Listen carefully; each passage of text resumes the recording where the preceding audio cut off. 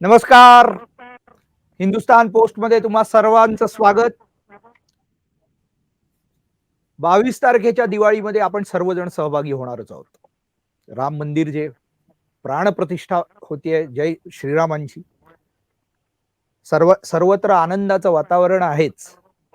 जो तो आपल्या परीने ही दिवाळी आणि आपल्या मनातला राम व्यक्त करण्याच्या प्रयत्नात आहेत. पण अनेकांना पोटदुखी, पोटछुळी उठलाय. हेही अनेक जण वेगवेगळ्या माध्यमातून दाखवत आहेत. काही पत्रकारही आहेत. काही लोकांनी तर आता अगदी दक्षिणेतल्या स्टॅलिनचं नुकतंच एक आलंय की बाबरी मशीद पाडून जे मंदिर बनतंय त्याला आम्ही मान्य करत नाही, आमचा विरोध आहे. झालं ना सगळं, जुने झाले मुद्दे. तरीही हा मुद्दा पुन्हा पुन्हा समोर आणण्यामागचं कारण काय? काही जणांचं मत आहे फक्त उत्तरेपुरतं हा राम मंदिराचा मुद्दा आहे, बाकी इतरत्र देशात त्याला काही महत्व नाही. अनेक अनेक मुद्दे आहेत. आपण या सगळ्या मुद्द्यांवर चर्चा करूया. सकारात्मक पण नकारात्मक पण दोन्ही राम मंदिराच्या निमित्ताने जी काही चर्चा आणि जे काही वातावरण सध्या देशभरात आहे, जगभरात आहे, त्याचा थोडक्यात आढावा घेण्याचा प्रयत्न करूया. आणि आपल्या सोबत आहेत राजकीय विश्लेषक आणि अष्टपैलू व्यक्तिमत्व आमचे हितचिंतक डॉक्टर उदय निरगुडकर. उदयजी, स्वागत आहे तुमचं. नमस्कार. राम मंदिराच्या बाबतीत खरं तर निगेटिव्ह नकारात्मक काही बोलण्याची गरजच नाही, पण तरीही कोणत्याही चांगल्या गोष्टीला अपशकुन करणं हे आपल्याकडच्या तथाकथित सेक्युलर, मानवतावादी आणि आणखीन काय नावं उपमा द्यायची ती देऊन या लोकांना ती सवय आहे आणि त्याशिवाय यांचं काही दिवस उगवत नाही. आता अयोध्येच्या राम मंदिराला जी प्रचंड प्रसिद्धी मिळते त्यामुळे धर्मतंत्र, धार्मिकता ही देशाच्या केंद्रस्थानी आणून ठेवली आहे असा एक आरोप होतोय. काय काय तुमचं काय यावर निरीक्षण आणि काय म्हणणं आहे? केंद्रस्थानी आणून ठेवलेली आहे का, तर त्याची वस्तुस्थिती हो आणून ठेवलेली आहे, ही वस्तुस्थिती आहे. भारतीय जनता पक्षाने त्यांच्या निवडणुकीच्या जाहीरनाम्यामध्ये राम मंदिर आणि 370 हे दोन मुद्दे इतर अनेक मुद्द्यांबरोबर मांडलेले होते.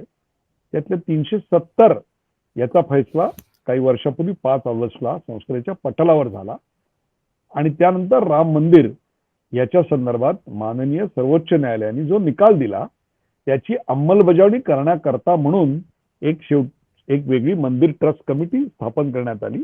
त्याला या सरकारने आपल्या जे कॉन्स्टिट्युशनली शक्य आहे तेवढं सगळं सहाय्य केलं आणि भारतीय जनता पक्षाचा तो निवडणुकीच्या जाहीरनाम्यातला महत्वाचा मुद्दा असल्यामुळे त्यांनी याच्यावर जेवढं सहाय्य करता येईल, जेवढा हा मुद्दा लोकांपर्यंत पोहोचवता येईल, एक आस्थेचं वातावरण निर्माण करता येईल तेवढा त्यांनी प्रयत्न केला.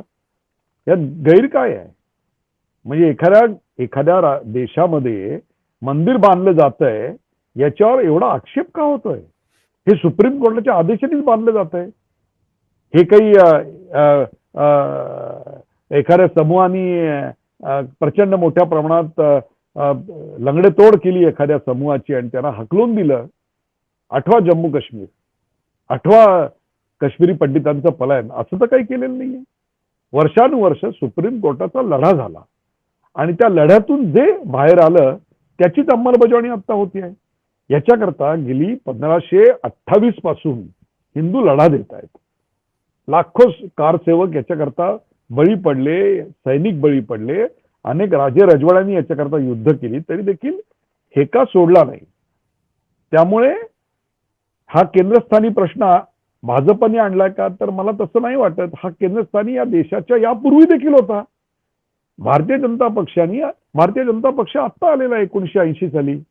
त्यांनी तो मुद्दा हाताशी धरला. 1950 पासून याच्यावर आपला देश स्वतंत्र झाला तेव्हापासून याच्यावर काय म्हणू आपण ज्याला लिगल लढाया चालू आहेत. त्याच्या आधी देखील या संदर्भात लढाया चालू होत्या. इंग्रजांनी याच्यावर काही कारवाई केल्याचे याचा एक प्रचंड मोठा इतिहास आहे. तो इतिहासात आता जायचं कारण नाही. याच्या कारण राम जन्मभूमी कोणाची आणि तिथं काय करावं याचा निर्वाळा फार पूर्वीच सुप्रीम कोर्टाने दिलेला आहे. त्यामुळे केंद्रस्थानी हा मुद्दा हा मुद्दा भारतीय जनता पक्षानं आणला असं म्हणणं हे या देशातल्या रामावरच्या प्रेमाचा अपमान करणार आहे. भारतीय जनता पक्षाने हा मुद्दा केंद्रस्थानावर अजिबात आणलेला नाही.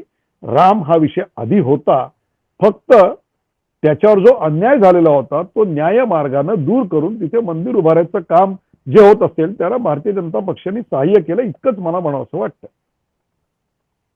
पण उदयजी, भारतीय जनता पक्षाने हा मुद्दा राजकारणाच्या दृष्टीने पहिल्यांदा समोर आणला. रथयात्रेचं आयोजन करून त्याच्यावरून त्यांनी एक वोट बँक या प्रकल्प म्हणजे या प्रकारे हा मुद्दा समोर आणला आणि त्याचं राजकारण करून सत्तेत येण्याचा जो मार्ग आहे तो त्यांचा सुकर झाला असा जो आरोप होतो. आणि आरोप म्हणण्यापेक्षा ही घडलेलं आहे की भाजपा सत्तेत येण्याचं एक महत्वाचं कारण राम मंदिर आहे. या आरोपावर भाजपा या देशामधल्या लाखो करोडो भाविकांच्या मनामध्ये राम आहे. त्या रामाच्या जन्मभूमीविषयी जो अन्याय झाला तो अन्याय दूर झाला पाहिजे अशी भावना लोकांच्या मनामध्ये दृढ आहे. अनेक वर्षाच्या पहिल्या मुघलांच्या नंतर ब्रिटिशांच्या गुलामीमुळे तो मुद्दा निर्णायकरित्या पुढे रेटता येत नव्हता. याचा अर्थ तो रेटला जात नव्हता का असं नाहीये. त्याचे असंख्य छोटे मोठे लढे जनता लढतच होती. त्यावेळी कोणताही राजकीय पक्ष तिथे नव्हता. 1528 साली जेव्हा पहिल्यांदा लढा झाला तेव्हा काँग्रेस होती का मला सांगा? तेव्हा भाजप होतं का? तेव्हा भाजप विश्व हिंदू परिषद होती का? कोणी नव्हतं त्यावेळेला. तेव्हाही हे लढे लढले जात होते.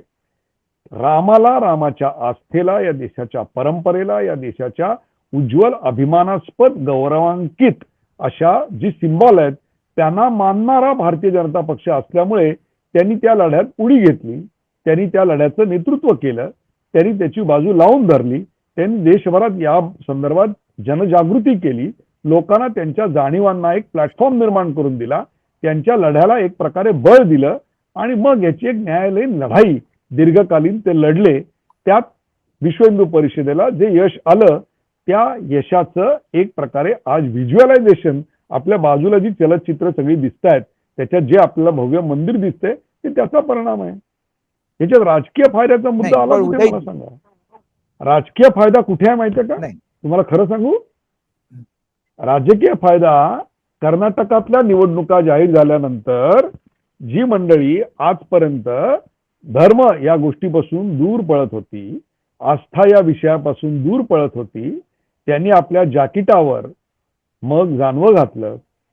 त्यांनी आपल्या जॅकेटावर जानवं घालून मठांची पदयात्रा चालू केली आणि मग आमचं गोत्र दत्तात्रय असं सांगितलं. जे भर व्यासपीठावरून नंतर मग हनुमान चालिसा म्हणू लागले, जे आता अलीकडे दिल्लीमध्ये सुंदरकांड करू लागले, जे काय म्हणू ज्याला आपण आपल्या भाषणाचा शेवट जय श्रीरामानं करावे लागले, किंवा मध्य प्रदेशातल्या एका नेत्याला असं सांगावं लागलं प्रत्येक भाषणामध्ये की मी देखील तितकाच हनुमान भक्त आहे. नॉर्थ ईस्ट मधल्या ईशान्येतल्या एका बलदंड राज्यातल्या मुख्यमंत्री महिलेला असं सांगावं लागलं आणि भर सभेमध्ये देवीची स्तोत्र म्हणावी लागली. याला तुम्ही काय म्हणणार आहात? हे निवडणुकीपुरतं होतं काय निवडणुकीच्या आधी आणि निवडणुकीच्या नंतर होतं? मला सांगा. मग हा अन्याय दूर करण्याकरता या मंडळींनी काय केलं? असे सगळे प्रश्न निर्माण होणार आहेत. रिलिजियस सर्किटची एक प्रकारे घोषणा की त्याची अंमलबजावणी या संदर्भात यापूर्वी झारखंड, मध्य प्रदेश, छत्तीसगड इथल्या त्या वेळच्या मुख्यमंत्र्यांनी काय काय भूमिका घेतलेल्या होत्या हे सगळं आपल्याला पूर्ण याची कल्पना आहे. त्यामुळे एक चीज दिखावे की होती है और एक चीज जो सालों साल से होती है जिसके लिए कोई दिखावे की जरूरत नहीं होती. नाही, पण आता एक मुद्दा असा आहे की भाजप या सगळ्या राम मंदिराचं श्रेय घेत आहे म्हणून जो एक वितंडवाद सुरू आहे, जे जोरदार सगळे टीका सगळीकडून सुरू आहे. भाजप खरोखरच श्रेय घेत आहे का? फक्त राजकीय दृष्ट्या दिसतंय की हो घेत आहे? मला कळत नाही. श्रेय मिळतं. स्वप्नील सावकर, तुमची आणि माझी रेस सुरू झाली आणि मी त्या रेसमध्ये पहिला आलो आणि मला मोठा कप मिळाला आणि तुम्हाला छोटासा बिल्ला मिळाला, तर माझा मोठा कप मी लोकांना दाखवायचा नाही? भारतीय जनता पक्षाने याकरता 1980 नाही. पासून आंदोलनं केलेली आहेत. हो, विश्व हो. हिंदू नाही, परिषदेने पण आंदोलनं कसं आहे, केलेली आहेत. त्यांनी सर्वात नाही, पण मोठी रथयात्रा त्यांच्या काढलेली बरोबरही होती. अनेक घटक होते.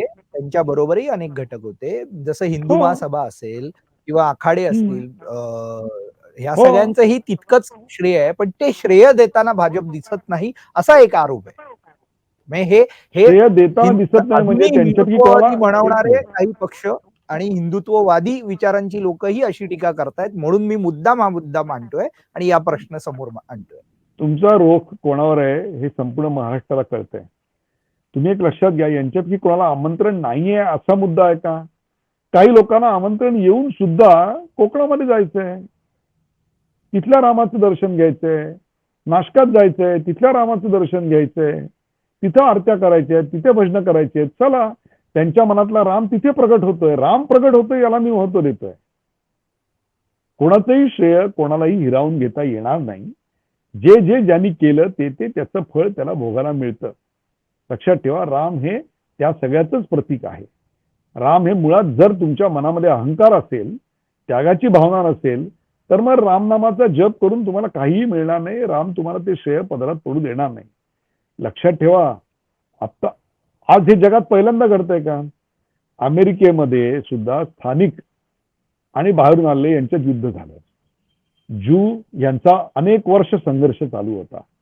जगामध्ये आपल्या अस्मितांसाठी, आपली चिन्हांसाठी, आपल्या ओळखीसाठी अशा अनेक लढाया सुरू होत्या. त्या लढाया फिक्या पडतील इतक्या प्रचंड मोठ्या प्रमाणात राम जन्मभूमीसाठी रक्तपात झालेला आहे.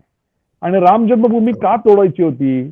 इतर अनेक मंदिरं तोडली, त्याच्याविषयी काही वाद होत नाहीत या देशात, की त्याच्याविषयी आता ह्या प्रमाणात लढे सुरू उभे राहत नाहीत. कारण राम आणि रामाची जन्मभूमी हा हिंदूंच्या अस्मितेचा सर्वोच्च बिंदू आहे. इस धरती के कण अगदी कण में राम है. हो. पण पण आता एक नवीन सूर असा आहे, की राम मंदिराचा जो काही जल्लोष, जे काय सगळं दिवाळ सण वगैरे साजरा होण्याचं प्रमाण आहे, ते थोडं दक्षिणेकडे कमी आहे किंवा इतरत्र कमी आहे. उत्तरेचाच जास्त हे आहे. काय नक्की काय आहे? हा आरोप आला कुठून? या प्रकारची चर्चा होते कशी सुरू? आणि हे खरोखरच असं तर काही दिसत नाहीये मीडियामधून पण आणि सोशल मीडियामध्ये पण, असं ज्या तुम्हाला प्रमाणात जागोजागच्या ठिकठिकाणच्या लोकांकडून येतंय. तुम्हाला वाटत असेल की रामाचा काहीच प्रभाव नाही, तर मग कर्नाटकामध्ये जनता दल ते कुमारस्वामी आपल्या भाषणाचा शेवट करताना जय श्रीरामच्या घोषणा का बरं देतात? वारंवार उठसूट कारण नसताना खोड काढल्यागत सनातन धर्मावर टीका स्टॅलिने का करत असतात? आंध्र प्रदेशामध्ये ख्रिश्चनांच्या संदर्भात झुकतं माप किती प्रमाणात दिलं जातं हे आपण सगळेजण पाहतोय. तेलंगणामध्ये मुसलमानांसाठी किती झुकतं माप दिलं जातं आणि कसे सरकारी मदत त्यांच्यापर्यंत जास्त दिली जाते.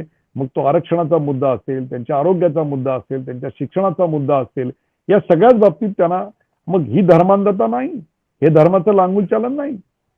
आणि जर एखाद्या व्यक्तीनं पुढे येऊन जय श्रीराम म्हटलं तर मात्र ते वोट बँक पॉलिटिक्स आहे. हे तो दोहरी राजनीती हो गई. मला सांगा तुम्ही, दक्षिणेतले जे चित्रपट आहेत, जे आज दक्षिणेतले सुपरस्टार आहेत, मग ते NT रामाराव या पूर्वीच्या काळात असतील, करुणानिधी असतील, यांनी जी स्क्रिप्ट लिहिली, यांचे जे सुपरस्टार आहेत, हे सुपरस्टार त्यांची जी कारकिर्दीची सुरुवात आहे, MGR सुद्धा असतील, यांच्या भूमिका काय होत्या मला सांगा सगळ्यांच्या सुरुवातीच्या? त्या सगळ्या पौराणिक कथांवर आधारित अशा स्वरूपाच्याच त्यांच्या सगळ्या चित्रपटांच्या भूमिका आणि सेंट्रलाइज थीम होत्या. सर्वात उत्तम स्त्रीतली देवळं आपल्याला कुठे पाहायला मिळतात मला सांगा? सर्वात श्रीमंत देवळं आपल्याला कुठे पाहायला मिळतात सांगा? सर्वात प्रचंड गर्दी तिरुपती बालाजीला असते. सर्वात श्रीमंत देवस्थान म्हणून तिकडे आपण पाहतो. मग जिथे देवळं जास्त, जिथले नेते हे चित्रपटांमधून हिंदू देवदेवतांच्या भूमिका करत पुढे आलेले आहेत, त्या भूमीला नव्यानं या गोष्टी शिकवायला लागतात असं म्हणणं हे जमिनीला कितपत धरून याचा विचार करा. उदयजी, तुम्ही राजकीय विश्लेषक आहात म्हणून ह्याच्या अगदी या मुद्द्यावरून एक प्रश्न सुचतोय. येत्या काळात म्हणजे भविष्यात राम मंदिर मुद्द्याचा फायदा भाजपला दक्षिणेत होईल का? राजकीय दृष्ट्या म्हणतोय. मी आत्ता या क्षणाला राम मंदिराच्या या सगळ्या सोहळ्याकडे राजकारण या दृष्टिकोनातून पाहू इच्छित नाही. याचं कारण तेवढ्या एका लिमिटेड अर्थाने या गोष्टीकडे पाहिलं पाहिजे, इतकं संकुचित आता आपल्याला होऊन चालणार नाही. लक्षात ठेवा, शतकातून एकदा आलेली ही संधी आहे. This is the time to change the nation. This is the time to change the way we look at our self. आपापसा एक विचार करा, राम तुम्हाला काय शिकवतो? जो राजा आहे तो क्षणात वनवासात गेला. त्यांनी आदिवासींना आपलं म्हटलं, त्यांच्या समस्या दूर करत होता. ज्याने असीम त्याग केला, जो राजा होणार होता, त्याचा राज्याभिषेक सुरू होता आणि पित्याची इच्छा म्हणून त्यांनी सगळं सोडलं आणि आपल्या भावाबरोबर जायला पाहिजे म्हणून लक्ष्मण त्याच्याबरोबर निघाले. आणि आपल्या आजोळून परत आल्यानंतर आपले वडील बंधू आणि लक्ष्मण नाहीत असं म्हणून अनवाणी पायांनी त्याच्या शोधार्थ भरत बाहेर पडले आणि त्याच्या पादुका घेऊन त्यांनी त्या सिंहासनावर ठेवल्या आणि मग 14 वर्ष राज्य केलं. आपल्या जनतेमधील एका सामान्य व्यक्तीच्या क्षुल्लक आरोपाला सुद्धा तितकंच महत्व देऊन आपल्या पत्नीचा त्याग केला. मला सांगा, ही सगळी आदर्शांची मालिका आहे. हा औरंगजेब नाही आहे. बापाला कैदेत टाकलं, एक सुरई फक्त पाणी दिलं आणि पाणी पाणी करत त्याला ठार मारलं. मोठ्या भावाचं मुंडकं कापलं आणि वडिलांच्या मनावर परिणाम व्हावा म्हणून तपकातून त्यांच्या समोर नेलं. इतर 2 भावांना ठार मारलं. आणि इकडे काय आहे परंपरा मला सांगा? भाऊ वनवासात जातोय, त्याच्यानंतर आपला नंबर लागेल हा विचार नाही आला. तो म्हणतो मैं भी तुम्हारे साथ चलता हूं. तिसरा भाऊ जो राजा होणार होता त्यांनी सांगितलं, नाही, हे राज्य तुझं आहे. तुझ्या पादुका ठेवून त्या सिंहासनावर मी बसणार सुद्धा नाही. त्या पादुका त्याच्यावर ठेवणार आणि तुझ्या नावानेच राज्य कारभार करणार. आम्हाला कुठल्या प्रकारचा समाज हवा आहे मला सांगा? बापाचा खून करणारा, भावाचा खून करणारा असा समाज हवा आहे? रक्तलांछित समाज हवा आहे? समाजावर आदर्श आपला राम आहे. आपल्याला आपला हवा आहे का आदर्श मला राम, सांगा? हा आपला राम आहे. आदर्श राम. आणि हा जर राम तुम्हाला आज समाजात मांडायचा असेल तर त्याला कृपा करून निवडणुकीच्या मुद्द्यापुरता ठेवू नका. भाजपला जर याचा निवडणुकीचा फायदा होणार पण असेल मी नसेल तुमचं हा लक्ष मुद्दा लोक ठरवतील. माझं मत आहे, राम आणि त्याची मूल्य या निमित्ताने जनतेमध्ये इन्स्टिल करायची एक विलक्षण संधी आहे. आणि रामराज्य ही कल्पना भारतामध्ये महात्मा गांधींनी मांडलेली आहे. महात्मा गांधींनी त्याविषयी अनेक लेख लिहिले, पुस्तकं लिहिली. मग आता तुम्ही गांधींना पण कम्युनल म्हणणार का मला सांगा? तुम्ही सोमनाथचं मंदिर जे उभं राहिलं, त्या सोमनाथच्या मंदिर उभं करण्यामध्ये सरदार वल्लभभाई पटेल यांचा फार मोठा सहभाग होता. प्रसंगी पंडित नेहरू यांच्याशी त्यांनी मतभेद स्वीकारले आणि तरी देखील ते मंदिर उभं केलं. आणि तेव्हा त्यांनी काय सांगितलं की हे मंदिर का उभं करायचंय? तर आपण स्वतंत्र झालो याची लोकांना ग्वाही देतोय, याच्याकरता हे मंदिर उभं करायचंय. त्यामुळे मी कृपा करून याच्याकडे राजकीय मुद्दा बघू नका. राजकारण नाही, पण तसं जरी असलं तरी आपल्यातलेच काही पत्रकार श्रेष्ठ जे तथाकथित स्वतःला प्रचंड मोठे, अत्यंत मोठे, एकेकाळचं नावाजलेली नावं अशी आहेत असे पत्रकार आता असे एक नरेटिव्ह सेट करतायत की आता हिंदू बलशाली होतोय, हे धर्मतंत्र जे आहे हे आता कुठे देशाला नेतंय, आता इतर धर्मियांना हिंदू कृपेवर जगावं लागेल, असा पॅटर्न, अशा पद्धतीने हिंदुत्वाची सुप्रिमसी आता ही मुस्लिमांना आणखीन त्यांनी म्हणजे काही इंग्रजी आणि काही हिंदी पत्रकारांनी हे अशा पद्धतीचे नरेटिव्ह सेट करायला सुरू केलंय की ज्यामुळे हिंदू वोट बँक तयार झाली आहे, हिंदू बलशाली झालाय आणि मुस्लिम आणि इतर धर्मियांना आता हिंदूंचं अंकित व्हावं लागेल, त्यांच्या दबावाखाली जगावं लागेल. काय हे या सगळ्या नरेटिव्ह मागचा हेतू काय? हिंदूंनी बलशाली होऊ नये का? या देशातली 85% जनता जर बलशाली झाली नाही तर देश बलशाली विकसित हा कसा होणार आहे? आणि हिंदू बलशाली झाला म्हणून इतरांना त्यांनी बाहेर काढलं असं असं उदाहरण मला द्या.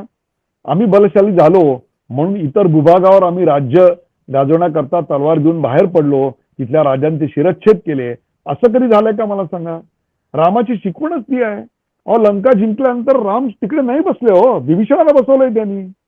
तुम्ही लक्षात घ्या, हमने किसी के ऊपर आक्रमण नहीं किया है. बेनिफिशियरीज आता सुद्धा सर्व योजना असतील, त्या योजनांचे जे बेनिफिशियरीज आहेत, त्या बेनिफिशियरी मध्ये अच्छा अच्छा तुम्ही अमुक धर्माचे का, मग तुम्हाला मिळणार नाही, असं एक तरी उदाहरण आहे का मला सांगा? तसं असतं तर निवडणुकांमागून निवडणुका त्या पक्षाला मतं मिळाली असती का? हा रस्ता फक्त हिंदूंचा आहे, या समृद्धी महामार्गावरनं इतर धर्मियांना जायला परमिशन नाही, असं करता येणार आहे का मला सांगा? We all have accepted the constitution design by great Babasaheb Ambedkar which ensures equality to everyone. मग हिंदू बलशाली झाला, हिंदू बलशाली झाला तर प्रॉब्लेम काय आहे? यालाच जोडून एक प्रश्न आहे की मंदिर हा मुद्दाच अनकॉन्स्टिट्युशनल आहे असा आरोप होतोय, आणि हे आपलेच तथाकथित विद्वान पत्रकार, आपले सर्व राजकीय विश्लेषक अशा पद्धतीचे मुद्दे तुमचा रोग जो आहे तो रवीश कुमार किंवा स्पष्ट नाव घेऊन किंवा करण थापर यांच्या यांनी आता जो इंटरव्ह्यू घेतला. मला सांगा, या मंदिर उभारणीत अनकॉन्स्टिट्युशनल असं काय आहे? हा आदेश कोणाचा आहे? हा आदेश भारतीय जनता पक्षाचा आहे? हा आदेश केंद्र सरकारचा आहे? हा आदेश कोणाचा आहे? हा आदेश या देशातल्या सुप्रीम कोर्टाचा आहे. बरं, सुप्रीम कोर्टाने विरोधी बाजू ऐकून घेतली नाही असं म्हणायचंय का तुम्हाला? या खटल्याची सुनावणी प्रदीर्घ काळपर्यंत चाललेली होती. कॉन्स्टिट्यूशनचं सर्वात मोठं बेंच बसलेलं होतं आणि त्या बेंचने हा निर्णय दिला आणि त्या बेंचमध्ये सर्व धर्मीय होते. तुम्ही लक्षात घ्या, असं नाही की एका धर्मियाचे हे होते, तिथे अनेक गोष्टी अशा बोलल्या. त्यामुळे हे जे मंदिर होत आहे ते सर्वप्रथम तुम्ही लक्षात घ्या, माननीय सर्वोच्च न्यायालयाच्या निकालानुसार होतं आहे. हा भाग क्रमांक 1. भाग क्रमांक 2, तिकडे असं बोललं गेलं की ती जी जागा आहे 2.77 एकरची, त्या जागेवर एक हॉस्पिटल उभं करायला पाहिजे होतं, किंवा राम रहीम असं एक दरवाजा उभा करायचा इंडिया गेट सारखा, आणि त्याला राम रहीम गेट असं नाव द्यायचं, आणि त्याच्यातनं गंगा जमनी तहजीब ही वाहेल, आणि तो एक विचार आपल्याकडे हे म्हणजे हिंदी चिनी भाई भाई सारखं स्वप्न आहे. मला तुम्ही सांगा की त्या ठिकाणी मंदिर होतं असा स्पष्ट निर्वाळा आहे सुप्रीम कोर्टाचा. मग तिकडे हॉस्पिटल असतं ना, हॉस्पिटल बांधलं असतं ना. अरे मंदिर है तो मंदिर बनेगा ना भाई. सावरकरांच्या घरावर निगडूकरांचं घर कसं बांधता येईल? तिथे सावरकरांचंच घर बांधावं लागेल ना. निगडूकरांचं घर दुसरीकडे असणार, साधी गोष्ट आहे. अहो, हे मंदिर, ही जी जागा आहे त्या जागेवर मंदिर होतं असा स्पष्टपणे निर्वाळा सुप्रीम कोर्टाने दिलेला आहे. मग लगेच त्याचं वर्णन करताना हे सुप्रीमसी ऑफ हिंदूज ओव्हर मुस्लिम हे करण्यात काय, मला सांगा, निकाल जेव्हा लागला त्यावेळेला किती मुसलमानांची डोकी फुटली हो? किती दगड उचलले गेले? किती सेलिब्रेशन केलं गेलं? मला सांगा तुम्ही, काय झालं? कोणाला असुरक्षित वाटायला लागलं? विधानं करणारे सेलिब्रिटी ऍक्टर्स बरेच होते, पण मग त्यांना जेव्हा सांगण्यात आलं की ठीक आहे, तुम्हाला ज्या देशात सुरक्षित वाटत असेल त्या देशाचा आसरा घ्या, कोणी गेले नाही, इथेच बसले, इथेच सगळं केलं, मुलाबाळांची लग्न केली, चित्रपट काढले, सगळं केलं इकडे त्यांनी. तुम्ही एक लक्षात घ्या, त्यांच्यावर काय अन्याय झाला का? त्यांना पुरस्कार मिळण्यात काय अन्याय झाला का? अजिबात नाही. अशा प्रकारचं डिस्क्रिमिनेशन बॉलिवूडमध्येही होत नाही. अशा प्रकारचं डिस्क्रिमिनेशन करणं ही या भूमीची धरोहरच नाही आहे. त्यामुळे एक मंदिर क्या बन गया कि तुम बवाल पे बवाल खड़े करने लगे. एक जाता आता परत जागेचा मुद्दा म्हटला म्हणून एक जोड प्रश्न मगाशच्या मुद्द्याला, की आपल्याकडचेच नेते जे शिवसेना उद्धव बाळासाहेब ठाकरे या पक्षाचे विश्व प्रवक्ते आहेत, त्यांनी तर ह्या जागेचा मुद्दा निर्माण करत की मूळ जागेपासून हे 4 किलोमीटरवर हे मंदिर बांधलंय असा आरोप केला. दुसरे एक पवार गटाचे यांनी तर राम मांसाहारी की शाकाहारी वरून वाद निर्माण करण्याचा प्रयत्न केला. मी दुसरा प्रश्न, तुमचा जो दुसरा मुद्दा आहे ना, तो पहिले चर्चेला घेतो की राम मांसाहारी होता. आता राम मांसाहारी होता म्हणजे याचा अर्थ अयोध्येमध्ये यांची किंवा यांच्या पक्षाची काय तिकडे गुमास्ता लायसन्स आहे का मांसाहार विकण्याची वगैरे? मला ती बघायला लागतील, म्हणजे असतील तर त्यांनी ती दाखवावीत की आमची त्या दंडकारण्यामध्ये मांस विकायची आमच्याकडे गुमास्ता लायसन्स होती आणि आम्ही मटण विक्री केंद्र काढले होते. हे ते हास्यास्पद पण आहे. हलाल हे हलाल हे प्रमाणित करत. हे हे हे अत्यंत हास्यास्पद आहे आणि हे चुकीचं आहे असं माझं स्पष्ट मत आहे. तुम्ही त्या रामरक्षा नीट ऐकलीत ना, ते त्या रामरक्षेमध्ये असं उत्तर दिलेलं आहे. तुम्हाला तो श्लोकच हो. सांगतो. हो. फलमूला शिनवदांतु तापसो ब्रह्मचारिणौ. फलमूला शिनवदांतु तापसो ब्रह्मचारिणौ पुत्रुदाशरस्येतु भ्रातरू राम लक्ष्मण. ज्याचे बंधू, हे जे बंधू आहेत राम लक्ष्मण, ज्यांच्या वडिलांचं नाव दशरथ आहे, फलमूला शिनवदांतु, ते काय खाऊन जगतायत? फलमूला शिनवदांतु तापसू, तपस्वी आहेत, ब्रह्मचारिणू, जे ब्रह्मचर्याचं पालन करतायत. असं यांचं वर्णन आहे. आता इकडे कुठे आहे मला सांगा मांसाहार? हे तर रामरक्षेत बुधकौशिक ऋषीने लिहून ठेवलेलं आहे. तुम्हाला तेही जर अमान्य असेल तर तुम्हाला या देशातल्या आधुनिक ऋषींचा मोठा पुरस्कार देण्याकरता एखादं वेगळं व्यासपीठ निर्माण करावं लागेल. हा त्यातला दुसरा जो तुम्ही मुद्दा मांडलात त्याचा इथे स्पष्टपणे निकाल लागलाय की खोडसाळपणा आहे आणि याचा सर्व स्तरातून निषेध झालेला आहे. आणखीन एक मुद्दा जो तुमच्या निवेदनात राहिलाय मला वाटतं तो म्हणजे की जागा हा जो मुद्दा आहे याचा तर नाही, जागेचा मुद्दा तर सुप्रीम कोर्टानेच निकालात काढलेला आहे. ही जी जागा आहे ती सुप्रीम कोर्टाच्या निवाड्यानुसार मिळालेली आहे. या जागेकरताच लढा चालू होता. 4 किलोमीटर दूर आणि 4 अजिबात किलोमीटर दूर अशा प्रकारचा कुठलाही मुद्दा नाहीये. तर तो क्लिअर झाला आहे. दुसरा एक मुद्दा आपल्याकडे येतोय, आधार घेतलाय त्याकरता नाही, दुसरा जो एक मुद्दा येतोय तो म्हणजे मंदिर कंप्लीट नाहीये. एक अजून मंदिर कंप्लीट नाहीये हा एक मुद्दा आहे आणि तो याला शंकराचार्यांचा जो विरोध निर्माण झाला तो शंकराचार्यांनी केलेला आहे. त्याला उत्तर अनेकांनी दिलेलं आहे. श्री रविशंकरांपासून अनेकांनी उत्तर दिलंय. ज्यांनी मुहूर्त काढला त्यांनी देखील उत्तर दिलेलं आहे की मुहूर्त आत्ताचाच का काढला, मुहूर्त या पूर्वीचा का नाही काढला, या आधीचा का नाही काढला, या नंतरचा का नाही काढला, रामनवमीचा का नाही काढला, या सगळ्याची उत्तरं देण्यात आलेली आहेत आणि ती स्पष्टपणे असं सांगतात की आत्ता जो मुहूर्त मिळाला तो सर्वोत्तम मुहूर्त आहे. असा मुहूर्त पुढचे 2-3 महिने मिळणार नव्हता, म्हणून तो मुहूर्त जानेवारी-फेब्रुवारीचा मुहूर्त काढा म्हटल्यानंतर त्यातला सर्वोत्तम मुहूर्त त्यांनी काढून दिला. आता याच्याकरता वेगळ्या पुराव्याची काय गरज आहे मला सांगा? आता किती वेळा असं होतं की आपण आपल्या घराची वास्तू शांत करतो तेव्हा घर पूर्णपणे कंप्लीट झालेलं असतं का? नाही, काही गोष्टी राहिलेल्या असतात त्या आपण घरात राहायला जाताना, वास्तुशांत झाल्यानंतर राहायला जाताना किंवा राहायला गेल्यानंतरही आपण कंप्लीट करत राहतो. तसंच आहे, हे मंदिर कंप्लीट होतच आहे आणि हे होतच राहणार आहे. हा मुद्दा महत्वाचा आहे. अगदी तुम्ही या सगळ्याच मुद्द्यांवर अगदी स्पष्टपणे मत मांडलीत. मुख्य हा आमचा हेतू होता की हा राम मंदिराचा प्राणप्रतिष्ठेचा सोहळा घरोघरी अत्यंत जल्लोषात साजरा व्हावा. केंद्र सरकारने अर्ध्या दिवसाची सुट्टी तर जाहीर केलीच आहे. मला वाटतं राज्य सरकार पूर्ण दिवसाची सुट्टी कदाचित जाहीरही करतील. ज्याला जसं जमेल तसा हा प्रत्येक जण आपला सोहळा साजरा करेलच आणि तुम्हीही कराल, आम्हीही करणार आहोत. आणि आपण जर हिंदू बलशाली होत असेल तर याबद्दल कुठेही कमीपणा मानायची गरज नाही. आणि हिंदू बलशाली होत असेल याचा अर्थ इतर धर्मियांना धोका आहे हे जे नरेटिव्ह सेट करण्याचा जो काही घातक प्रयत्न काही जण करतायत यांना वेळीच आवर घालायला पाहिजे आणि आपणही जागृत राहायला पाहिजे. तुम्ही या सगळ्याचं विश्लेषण खूप सडेतोडपणे आणि स्पष्टपणे केलं. खूप खूप धन्यवाद निरगुडकरजी.